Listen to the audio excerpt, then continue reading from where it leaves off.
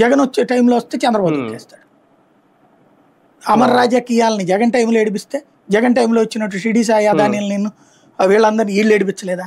ఎట్లాగేక హిందూజాన్ని కూడా ఏడిపించారు కదా.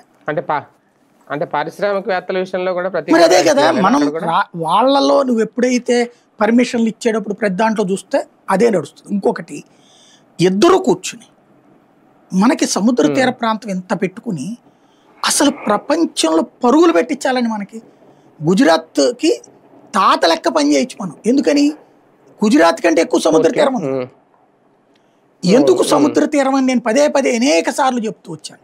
ఎందుకు అంటే సముద్ర తీరంలో మనం ఎగుమతులు చేయడానికి అవకాశం వస్తుంది, దిగుమతులు చేసుకోవడానికి అవకాశం వస్తుంది.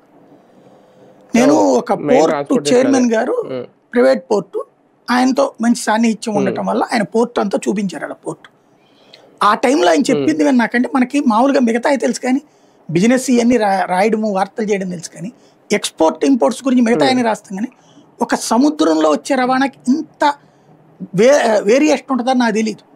అప్పుడు ఆయన అప్పుడే దిగుతున్న పంతారు చూపెట్టారు. దానికి సంబంధించి మన దగ్గర అప్పుడు 35 రూపాయలు 40 రూపాయలు ఉంది కేజీ. విదేశాల నుండి వస్తున్న పంచదార 7 రూపాయలు. ఏంటిది అని అడిగాను నేను. అంటే 60 లక్షల టన్నుల కెపాసిటీ, ఇది 60,000 టన్నుల కెపాసిటీ, 2 లక్షల టన్నుల కెపాసిటీ. 2 లక్షల టన్నుల కెపాసిటీ ఉండేటటువంటి పోర్ట్ ఒకటే ఉంది మన ఆంధ్రాలో. దేశంలోనే